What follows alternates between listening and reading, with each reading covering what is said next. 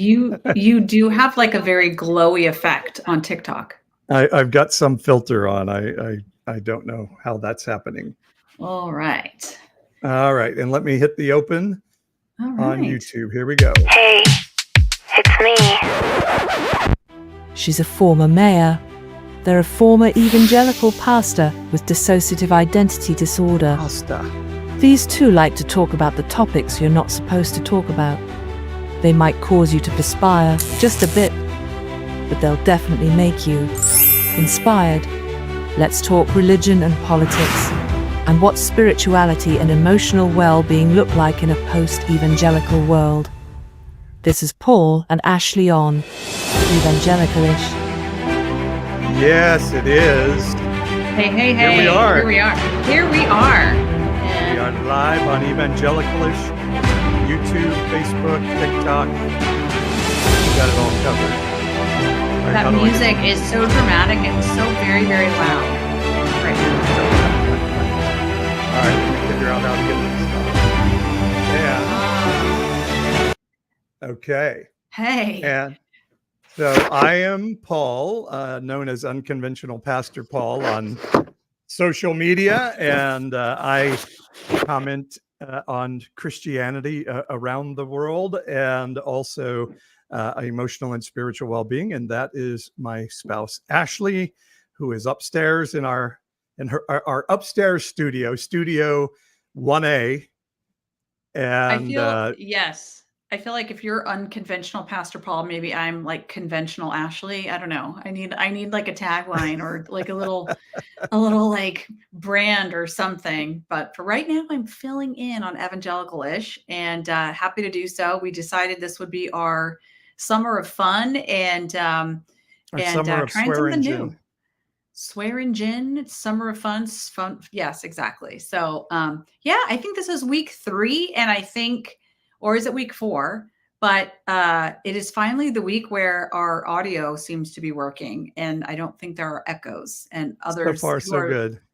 Listening, let us know if that's not the case. But good to see Doug joining us on YouTube, and Carol and Alex is here from Brisbane, Australia, joining on Facebook. Great to see. Hi, Alex. And we want to remind everybody we're having a Zoom gathering right after the podcast, so make sure you sign up. You can go to our link tree on our social media platforms or on my Facebook, and I also posted it in the chat here in YouTube and Facebook. So RSVP will send you the Zoom link, and we're going to look each other in the eye. And we need to get to our guest real fast here. We have a guest jumping in with us for just a bit. And here we go. And Dennis, I see I did send you an email. Dennis, check your spam file if you haven't seen it yet. Rocky joins us. Hey, Rocky, what's happening? Y'all look so good. You got the glasses, you got the smiles, you got the studio. I love it. We are like baling wire and duct tape, though. Truth be told, we are barely like able to plug in and get on live, but I'm so happy you're here, Rocky. Thank you. Speaking of celebs, you are like swearing gin household celeb. We love your film. We love what you're doing, and really great to talk to you in person. Thank you. I mean, speaking of celeb, not me. I mean, I've worked in the film industry for many years, and even on the big movie sets, we're still slapping it together with tape. Anyway. Okay. But yeah, no, things are good. I'm in Tacoma, Washington, and we have a group of supporters here, and actually the first money in to help support our mission, which is so important. And I'm staying in their home right now. And we do have to leave because we have a double feature tonight, back-to-back theaters, because our film sold out all 4 pre-screenings, and they opened up an additional 7, and we're like 10 seats away from being completely sold out all week. So it's pretty exciting. So tonight I have Q&As. Yeah. I just want to let Ashley know that your typing is very loud when you type. So me? This is what I'm told. Well, I was just saying hey. I was saying hey to Dawn and hey to Peter. And but yeah, exciting news. So Tacoma, Washington is showing up for 1946, the movie. That is so cool. And is it too late for folks who may be seeing this to find a way to get down there and see it today? Today is sold out. Tomorrow there's like a couple tickets in Okay. one of the screenings. Saturday there's about a dozen or something like that, or 10. It looked Okay. very few. Wow. So it's selling out fast. They're going to open an additional week in August. But if anybody wanted to watch the film, you can watch it at home right now on Eventive, and everything's linked in our bio on our socials or on our website on where you can rent the movie. So that's awesome. But Okay, we're all going on the road. Yeah, go ahead. Yeah, I was going to say, we only have you for a short moment. I know, I but got to leave. Yeah. we are I still getting have to ready to pack to hit get the out the door. road. We are going to tour across the southern United States with a message of affirmation and inclusiveness using your movie and educational information around it. Tell everybody what's happening, and as quickly as you can before you have to walk out the door, how they can get involved and help. Sure. So we're utilizing 1946 as a tool for civic engagement as we are driving voter registration for the 2024 election, and utilizing not only the film, but people like Unconventional Pastor Paul, who will be going with us, and community leaders in each city. We're doing and organizing 15 free public conferences. These are free conferences to the public. We want to open up and welcome everyone to a safe space where we have provided avenues to register and release the location later, and make sure that we're providing a safe space for people to engage in the idea that and understanding of how the Bible is being used and misused, not only in our nation, but around the world, and in ways that marginalize not only the LGBTQIA plus community, but other communities. And Paul will speak to this, and some other leaders will speak to local things that are going on in regards to book bans or pushbacks on trans rights or LGBTQ issues, all the things that we're seeing in our country. So we're going to talk about it. We're going to be nonpartisan. We're going to be very civil in the sense where we really just want to bring good information so you can make informed decisions in the election. So we're going to have a lot of fun. We're going to film it, and it's going to be a wild ride. And we're going to let people know that the Bible's not homophobic, just sometimes Christianity is. And we'll explain how we got there. Exactly. Yeah. Exactly. I love it. I can't wait for us. We're RVing. It's 15 cities in 32 days, starting at the end of the month. Temecula, Phoenix, Oklahoma City, Frisco, Texas, Houston, Louisiana, Baton Rouge, Louisiana, Sarasota, Pensacola, Jacksonville, Florida, Birmingham, Alabama, Memphis, Tennessee, Springfield, Missouri, Colorado Springs, Salt Lake City, Las Vegas. Did I get them all, Rocky? You got it. That's impressive.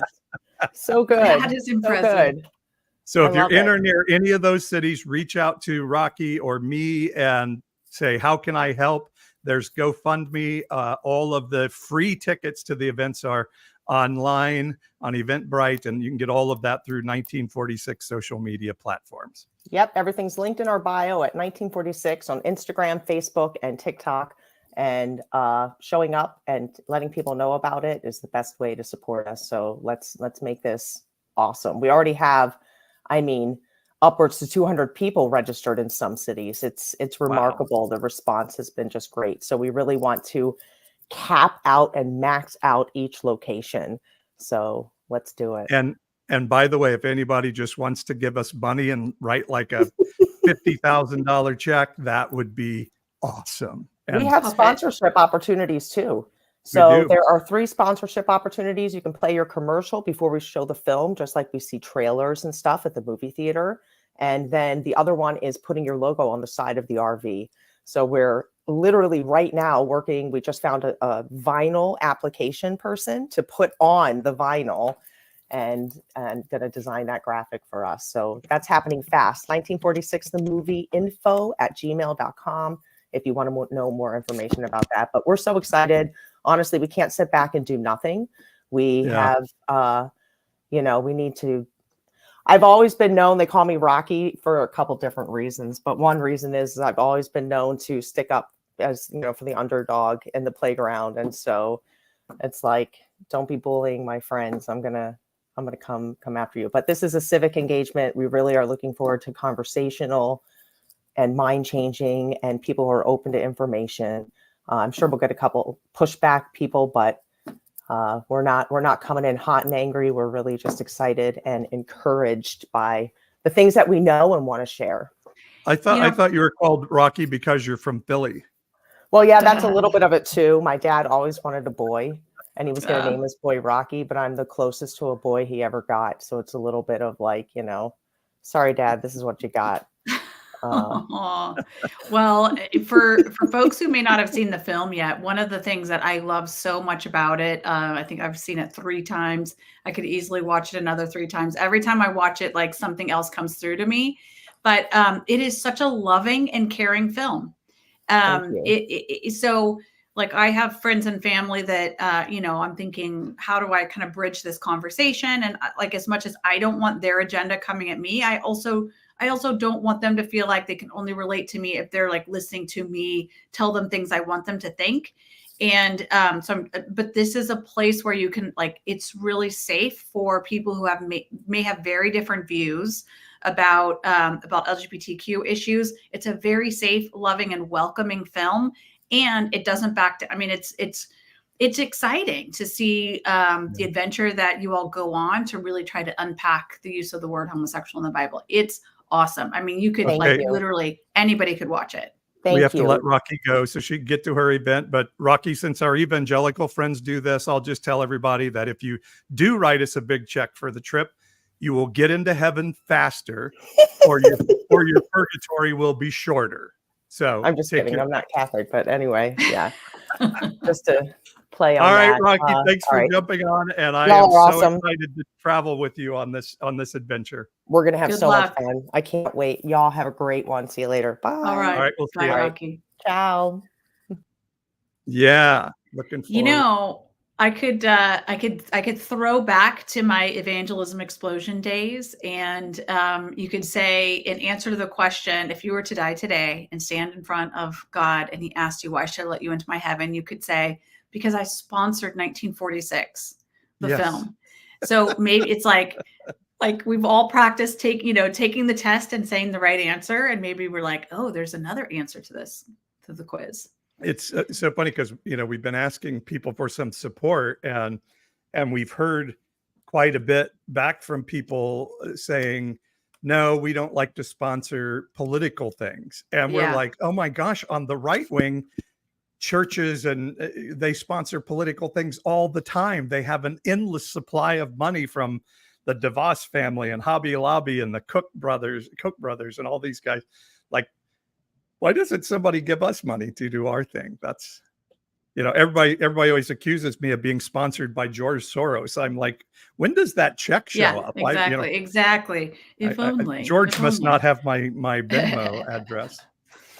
Well, hey, so it's Wednesday, and here we are, Ashley and Paul, on the Evangelical-ish weekly podcast, Summer of Fun. You guys are meeting and seeing Paul and I kind of figure out how to podcast together. We've been married almost 30 years. We have been learning to do a lot of things together over the last 30 years, and for sure in the last several years.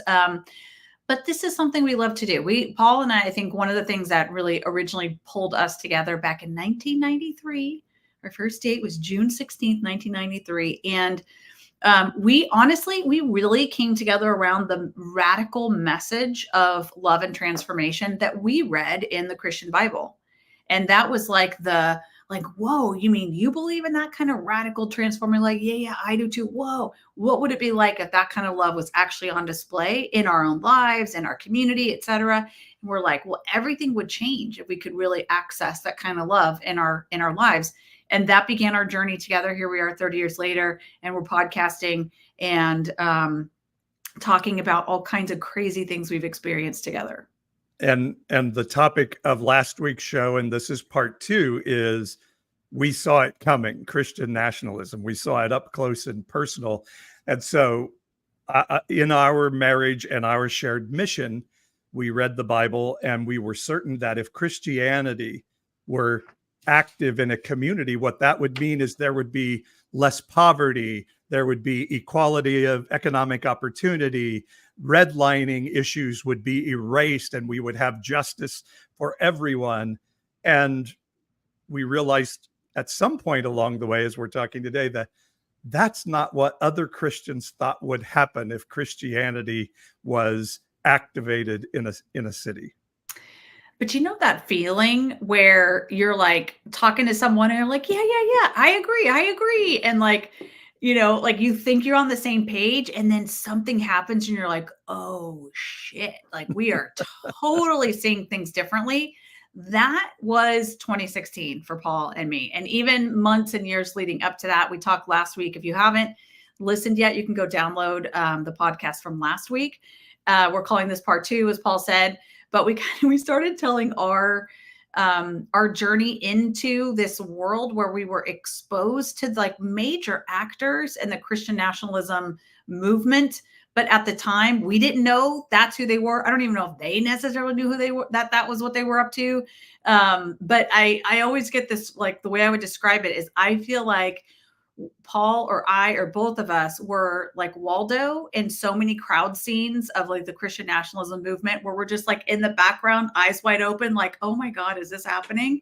And now we're looking back on the people that we talked to and what we saw in 2012 at the National Prayer Breakfast and, meeting Doug Coe from the family and, oh my God, this happened. And then that happened. In my journey as a local politician in a nonpartisan office, being exposed to people in the local Republican Party, all realizing like, whoa, we are coming from very different perspectives. Anyway, we had so much fun talking about that stuff last week. It was like for, I think, Paul and me kind of, I don't know, just a little bit of a, walk down memory lane. But there were 2 big memories or experiences, Paul, that you remember that we didn't have time to talk about. So we wanted to pick back up on those things. And I was telling you, like, I think these are your moments. You should talk about these, and I'll do the color commentary. Okay. And I want to mention, if you don't know about Doug Coe and the family, there is a wonderfully creepy documentary about them on Netflix that you could check out.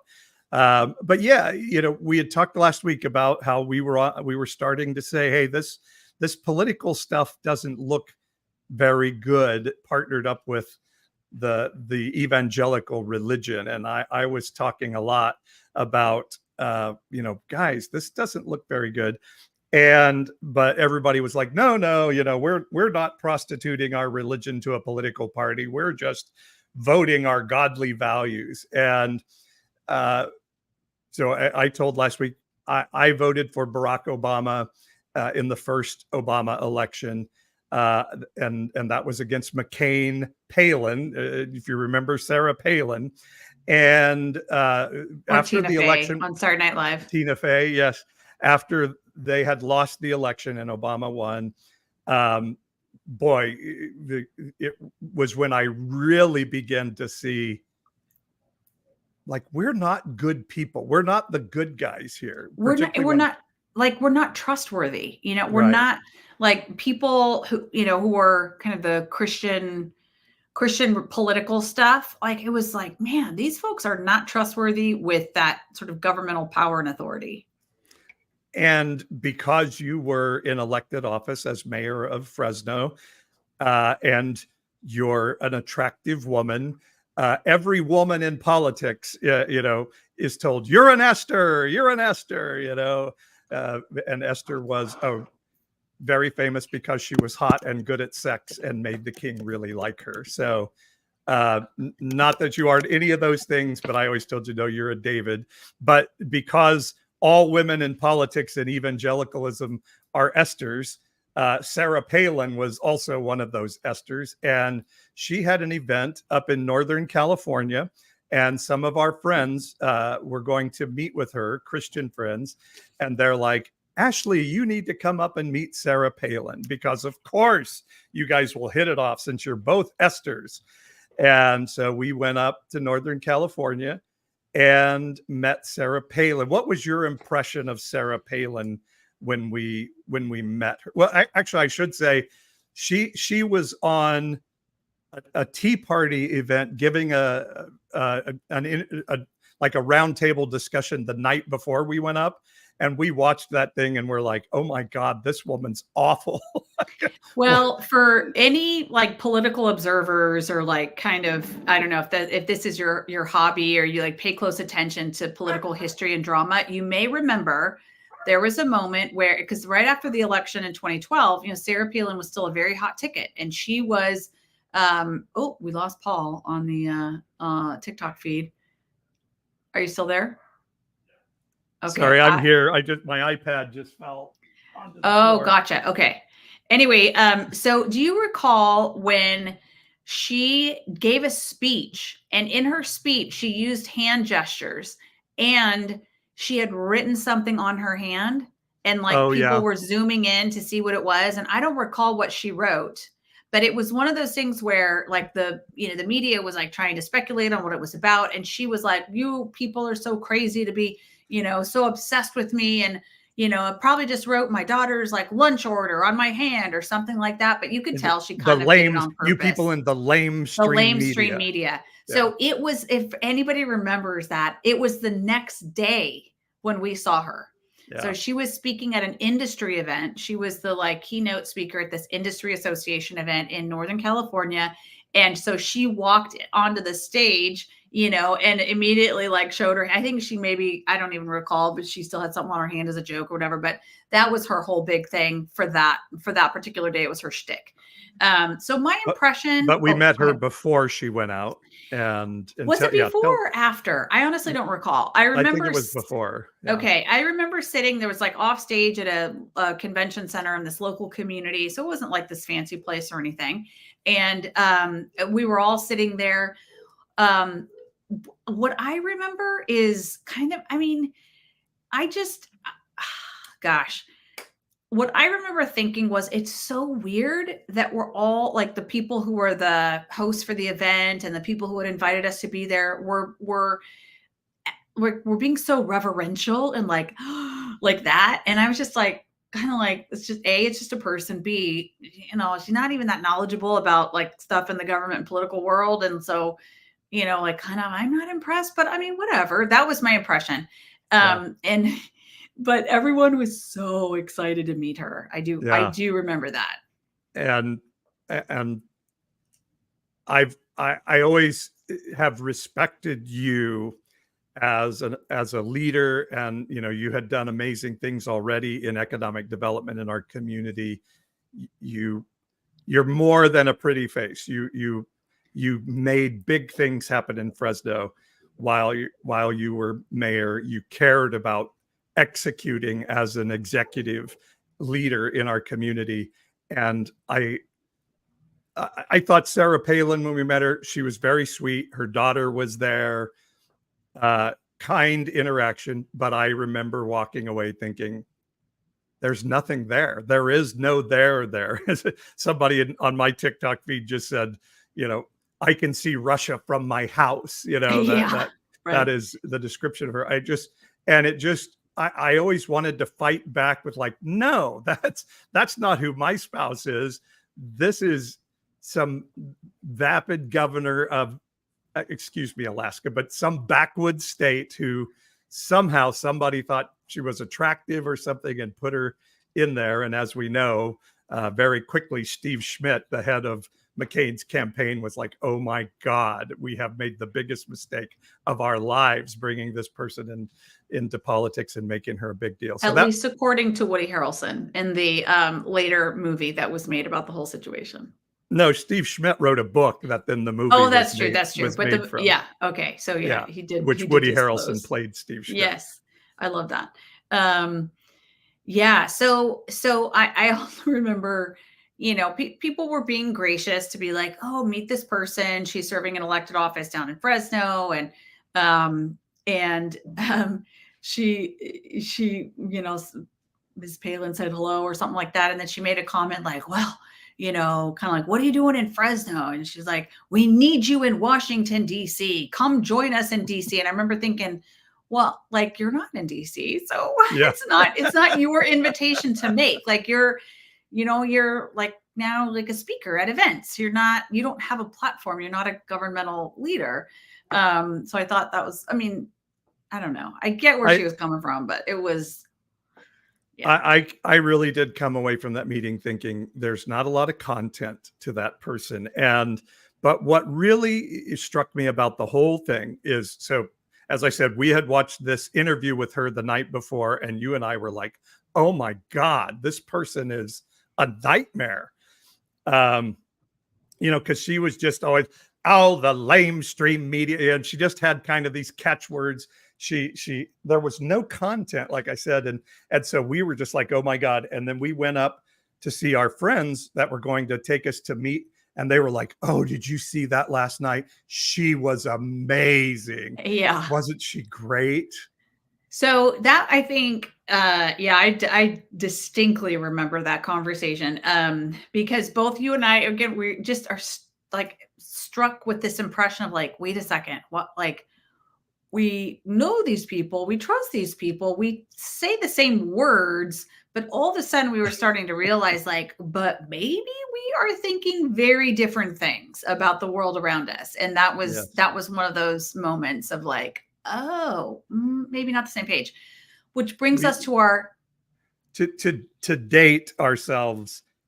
We used to say, this is like living in Green Acres. Now, if you're a young person, you probably don't know what we're talking about, but Green Acres was a show where this married couple from New York City moved to live in a farm in, I can't remember the name of the town. Was the town Green? It was Green Acres, I think. Green Acres. I thought that was the name of the farm, but anyway, somebody can tell us. They moved to Bug Tussle, rural nowhere, and the wife, so like everybody was crazy in this crazy world, and the husband was the normal guy, and because he was normal, he was crazy. Everybody else was crazy, and even his wife had learned the language to talk to the pig. And so the man, played by Eddie Albert, was crazy because he was the normal person in a crazy world. And we just kept looking at each other and like, okay, we're the normal people in this crazy world. And everybody else around us is like, oh yeah, she's great. She's great. It was just really wild. But similar to the show Green Acres, it's like everyone is so convinced around you that you're like, well, maybe it's me, the pet pig, Arnold the pig, Oliver, the husband, was like, that's a pig. It doesn't talk. And the wife was like, no, it's talking. So there is a point. Is Mr. Honey, Deb just says on Facebook, was Mr. Honey. Mr. Haney. Yeah. That's right. Mr. Haney. And I'm pretty sure the pig was named Arnold, but it's funny because yes, the pig was Arnold. The pig, You're right. I have heard the show Green Acres invoked probably dozens of times in the last year alone by people in, on various talk shows, etc., that are remarking on what is this season we're living in.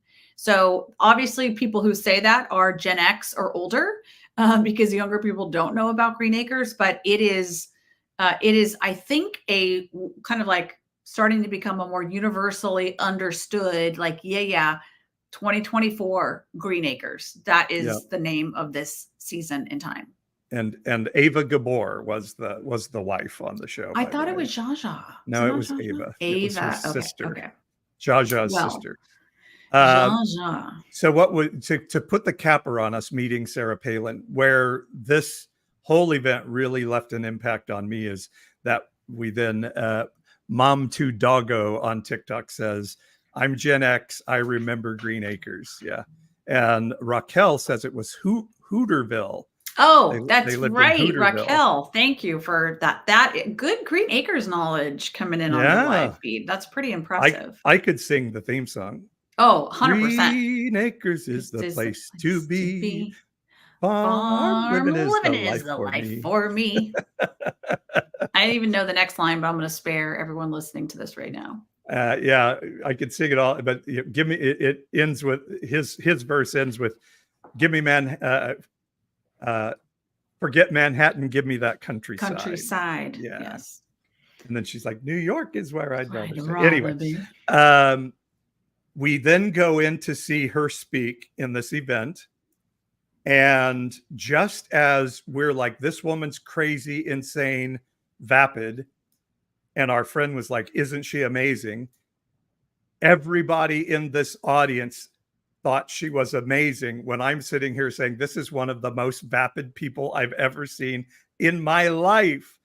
And I remember, I can picture it so clearly in my mind, looking around and seeing 75-year-old men in suit and tie, like, woo, woo, every time she said some wacky nutball cracky thing.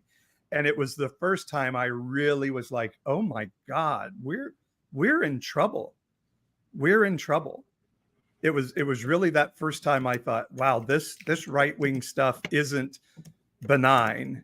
It is really taking hold in people. And as these Northern Californians, we're just like, yeah, Sarah, you're the greatest. And I'm like, oh, wow, we are Okay, in deep but let me shit. say, that is the difference between me and you, or one of probably several, is I still didn't necessarily, I think I held out this belief and this view that there was still a way to bridge that, like, okay, sure, get excited about Sarah Palin, whatever, but we can still agree on some fundamentals of like society and governing and things like that.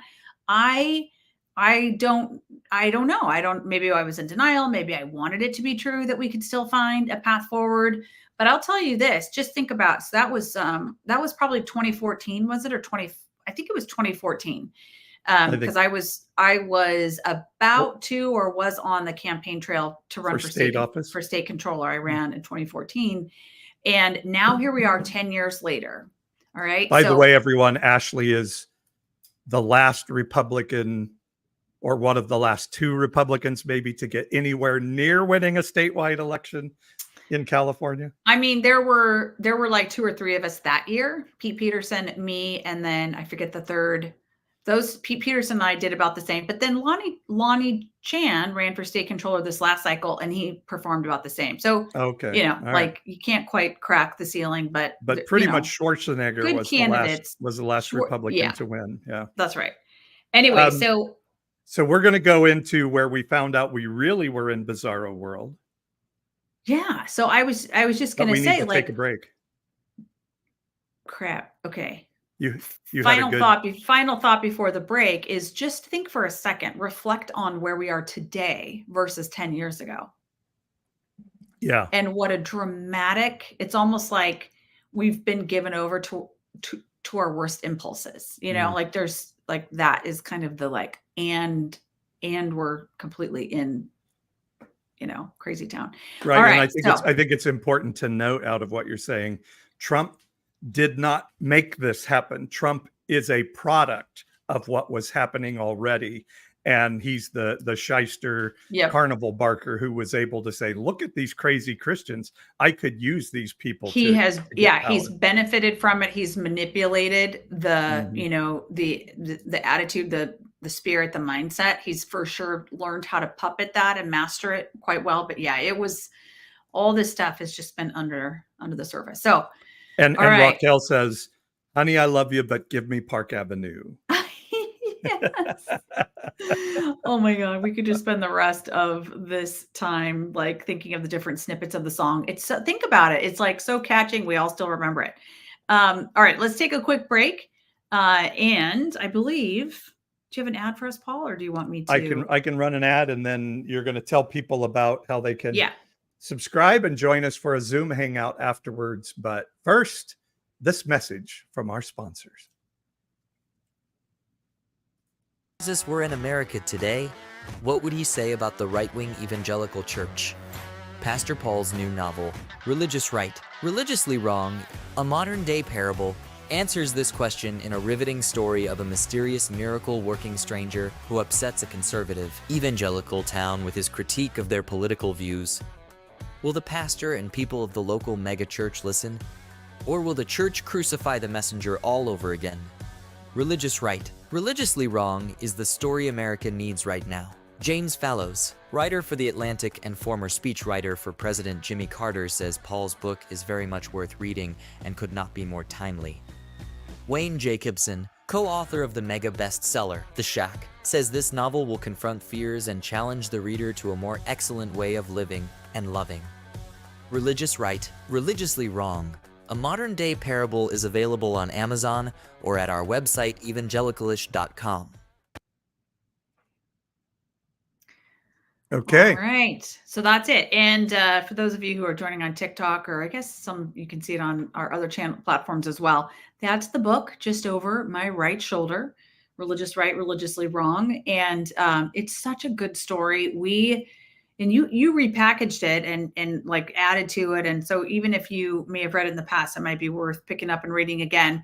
But is an amalgamation. The characters are an amalgamation of people that we have known in our lives and things that we've experienced in real time here in our community of Fresno and Central California. And it weaves a story in a way that it's really powerful and compelling. And I laughed, I cried, etc. So if you've ever wondered what would a Jesus incarnate in America today say to the evangelical church, religious right, religiously wrong is the answer to tell you what he would say. So FYI. Yeah. Pick up a So copy. so check out that. And I also want to mention, thank you so much for joining us here on Evangelical-ish. Wanted to let you know there is a super cool and easy way to get more information and more connection time with Paul, with me, with other things happening on the show. And it's called subscribing. Maybe you've heard of it. You can subscribe to this channel at evangelical-ish.com, evangelical-ish.com, all one word. And we'd love to have you on the email list. You'll hear about things, the private Zooms that we're doing, other things that will come up in the coming weeks and months. And yeah, just give us a way to stay connected, and it's free. But some of you who are listening are like, oh, no, I actually want to do more than just subscribe for free. I want to support what you're doing. I believe in Pastor Paul, what you're doing, the sacrifices you've made in your life, walking away from your steady day job as an evangelical pastor to be a voice among several, and a prominent voice of former Christian evangelicals who are saying, like, actually what's going on around us is not okay. And it's just not the spirit of Jesus or Christ. So you can support the work of Evangelical-ish and Pastor Paul by going to evangelical-ish.com. $4.99 a month is a supporter. And some of you are super fans out there. Fanatics may want to support at $15.99. Some of you have actually made that commitment, and we're so grateful. And Paul, you wanted to give a shout out to some of those folks. I did, but of course I don't have the list in front of me now. So nuts. Thank you all who have signed up. And as Ashley was mentioning, we have Zoom Hangouts from time to time. And tonight is one of those nights. So if you would like to join us on the Zoom Hangout, you can go to evangelical-ish.com. Oh, wait a second. Did I put it on there? For those of you on YouTube and Facebook, I have just again posted the link to where you can RSVP, and I will get it on the website as well. Or if I haven't gotten the link up on the website, there is a way you could go to contact us and send your note in, and we'll get the Zoom link to you. But immediately when we finish this podcast, we're going to hang out together on a Zoom hangout and just talk about spirituality beyond the walls of the Christian church together. And I want to make sure Dennis got his link. He was very, very kind to let us know that he had not yet. And I know you said you emailed it. So hopefully that's gone through. Yeah. And also in the Zoom later on, I'm looking forward to just hearing from folks as to what they think is interesting about Evangelical-ish, what are topics that are important to them, and kind of give us a chance to hear directly from you and, make plans to plan some cool shows and, just have your involvement. One last thing, and then we're going to go back to our regularly scheduled show. You want to run the ad for the 1946 road trip? Okay. All right. Let's do it. Going behind the Iron Curtain here, right? Like deep Alabama, Florida. Yep. I am so excited to share our plan to utilize the award-winning documentary 1946, The Mistranslation That Shifted Culture, as a tool for civic engagement and to drive voter registration for the 2024 election. Our mission is to facilitate outreach by organizing 14 free public conferences in U.S. cities highly impacted by extremist ideologies. The primary objective of these assemblies is to activate the audience to vote as we engage in thoughtful civil dialogue about mistranslation weapons that are often used against LGBTQIA+ people. This doesn't just affect the LGBTQIA+ community. This stretches into voter rights, reproductive rights, desegregation, women's rights, and so forth. Please reach out to 1946themovieinfo@gmail.com to get involved, help us coordinate, hire, and promote the events in your area. Or you can donate to the GoFundMe and help us pay for the crew, gas, lodging, security, food, all the things to get us on the road for the 35 days needed to hit all 14 cities. See you on the road. Yeah, we made that ad. It's now 15 cities because we've added Jacksonville, Florida. So yes, you can help. And as I was telling people here, if you write us a wonderful check, who writes checks anymore? Who was it I heard? Oh, I was at Target the other day, and Target now will not take checks anymore. Well, honestly, it really bugs me when people ask me for a check for something. It's like, who even has those checks? I mean, I can send a check from our bank, but I'm not going to like get a checkbook out and write it. I wouldn't even know where a checkbook is anymore. Well, that's part of the problem. We lost our checks. That's a good reason why we're not writing if you it. give us a big digital check, I'm just telling you, you'll get in heaven faster or get out of purgatory in a shorter amount of time. Exactly. We don't have that much more time for this particular episode of our podcast because we are going to go right into that super cool Zoom at 7:00 Pacific. So we had a few more things we were going to tee up for all of you, and kind of reflecting, like bookending the conversation around like Paul's and my journey and seeing this Christian nationalism movement up close and personal. That's kind of like the world out there. And I think we're just living in a time where all these crazy things, I mean, I know for us, for Paul and me, it's like made us go inside and like, kind of consider our own lives, have our own reflections, our own deconstruction and reconstruction journey. So maybe let's spend the next few minutes just doing that, like kind of set aside the realities of what's happening outside of us and talk about our own spiritual journeys. Yeah, but we do need to tell the other story, right? Because we pubbed it before the break. Oh, for crying out loud. We still haven't told that story. So this is a good one. I mean, this is actually a very like jaw-dropping, but sadly not a surprising story. Yeah.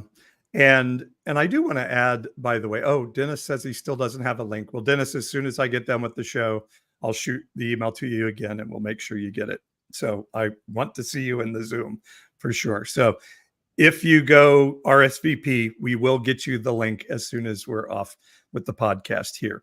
And I want to say we're telling this as our journey from evangelicalism, but also we're going to start telling some of our personal story down the line here because, hey, we're all on a journey, and unmooring ourselves from evangelicalism started to give us a chance to look inward in ourselves, as we were never allowed to do in evangelicalism. And it's caused quite a kerfuffle in our life that we're still trying to work through. And we think probably we're not the only ones that's happening to. So we'll talk more about that down the line. But so I leave that Sarah Palin event in, would you think it was 2014? I'm pretty sure it was 2014. Okay. I thought it was not long after the election. It was 2012 was the election, so it wasn't. No, hers you're right. Was 2008. Yeah, it was Romney in 12. Right. Well, maybe it was before. I think it was. Okay, yeah. It might have been like 2010-ish. Yeah, I think you were fairly new in the mayoral role. I think you're right. So it was there, and that was when I really saw, this.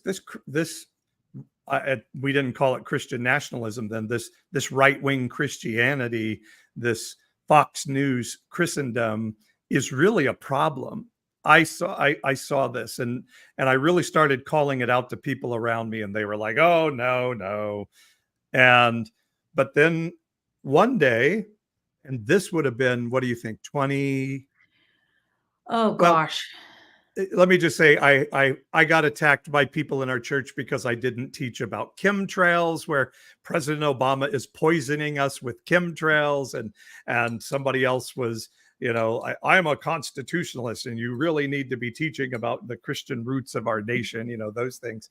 But one day, a very good friend of ours, people we loved as much as we've loved anybody outside of family in our life, I think. He reached out to us. He's a prophet. He was on the Elijah list. Oh my gosh, we didn't contact our friend who worked for the Elijah list. We'll have to do that. But he's on the Elijah list, prophetic, telling things from heaven in our lineage of Christianity. And we really loved and trusted this person. And he called me one day, or maybe emailed, I don't remember exactly, but he said, "Oh, you've got to check out this thing called QAnon. You've got QAnon. It's really what's happening in the world." And he sent me these links with 4 hours of video about QAnon on YouTube. And because I loved this person so much, I gave up 4 hours of my life. And what was it? It was like the Good Medic or something like that. Medic. It's Something. praying medic. And they're like, "Oh, he's been on the stage at Bethel in Reading," which was kind of our sister church and Our mothership. And praying medic, that's what it was. I watched 4 hours of praying medic to explain these messages from QAnon and what they meant. And that is 4 hours of my life I'll never get back. And I reached out to our friend and I said, frankly, I'm sick to my stomach having watched this. I need to take a shower. I feel so grimy. I said, there is nothing that resonates with the spirit of heaven in me with what I watched. And so he says to me, "Well, I'm telling you that Hillary Clinton and Barack Obama will be in prison in Guantanamo by the end of 2018, or I will never prophesy again." This was the statement, then that was in an email. And we just so happened to end up having lunch with these wonderful folks on New Year's Day of 2019. And they start talking QAnon to us again. And I'm like, wait a second, you said Hillary Clinton and Barack Obama would be in prison by the end of 2018, and they're not in Guantanamo in prison. And what did he say? Well, you don't know that. You don't know that. They may be. Well, and let me say, along with John McCain, who isn't really dead. That was all a fake, So it was one of the moments I was most proud of you, Paul, because it was a very difficult conversation to have. These are people who had been precious to us. And kind of as we've been talking about throughout this show, the moment where you realize like how you're so totally on opposite pages with people who are like close to you, like family. And so you're having to say, they so valued the QAnon world and the messaging, and they just had gotten so into it, like head over heels into the depths of this stuff. And so it was precious to them. And you were coming along to like kind of put a boundary up, but you were so kind. And that I remember it like it was yesterday. And what you said was, we sat down, we were excited to see each other. Hi. We had driven from Middle California. They had driven from Southern. We were meeting for like a late, kind of a brunch on New Year's Day, et cetera. It was great to see them. And while our kids were going to Magic Mountain. That's right. And they went on the like da da da da da and QAnon blah blah blah, and like the feverish kind of like blah, blah, blah, like that. And I remember you just kind of like put up your hand and you just said, "Hey, I just want to stop you right there. I want to let you know I listened to the 4 hours that a video that you sent us. I just want you to know that is not for us." And that's all you said, like that, just like, it is not for us. And it was kind, it was gentle. And the look on this couple's face, they were like, like you had slapped them or something. And all you were doing is saying like, just stop right there. that is not the path we're going down. And then you kind of followed it up with, I don't see anything Christ-like in this, and da, da, da. And then, so then they backpedaled a little bit, but they continue to try to like make the case. And yeah, said things like if I hadn't been sitting there and observed it myself, if you'd have come home and said, so-and-so said that John McCain is not really dead, that Barack Obama, in fact, is in prison right now. And because we had said like, well, we just saw like their family Christmas card on Twitter. So I kind of think they're like, I don't know if you remember this, but he was saying, well, they're probably already in prison. We just don't know yet. And then the wife of our friend, she said, oh, but he just posted on Twitter with a picture of their Christmas card or something. And he was like, oh, well, that could be scheduled. That could, something. Yeah, he's like, we don't know that's real. All of this. Okay. They went and then I very kindly said, hey, do you remember that you told me if that what was going to prove this true was the Clintons and Obamas being in prison in Guantanamo for PEDO. Yeah. And John McCain as well. They believed everybody basically everybody left of Rush Limbaugh was a pedophile. Yeah. And I said, you told me if they're not in prison by the end of the year, you would never prophesy again. And I think he sort of denied it. And so I had to show him the email. And that really sort of threw him. But the crux of it all is now this wonderful person that we loved is constantly on social media saying, time to build the gallows on Pennsylvania Avenue and hang people. And it's just so sad what this right-wing Christianity did to really good people. And if you'll recall, you had reached out to this person, like, let's say we were meeting in January. This was like fall of the previous year. And and you sent them a copy of your book and you're like, hey, I'd really like to get your feedback on this. And obviously your book is challenging and provoking of the religious right. So you were like kind of reaching out as a little bit of a spiritual mentor, cover, whatever. You're like, hey, this is what's on my heart. I'm looking to put this story out. And that's when this person responded and said, don't publish your book yet. Right. Because by the end of the year, Hillary Clinton will be in Guantanamo.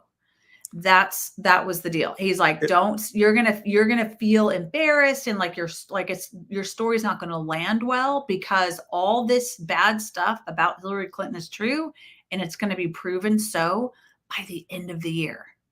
It was very lovingly patronizing. Like, I understand why you think this, but you don't really know these inside secrets that Q is sharing with us. And I've been sharing, like, Christians were groomed for this. We were groomed to believe in the abject ridiculousness of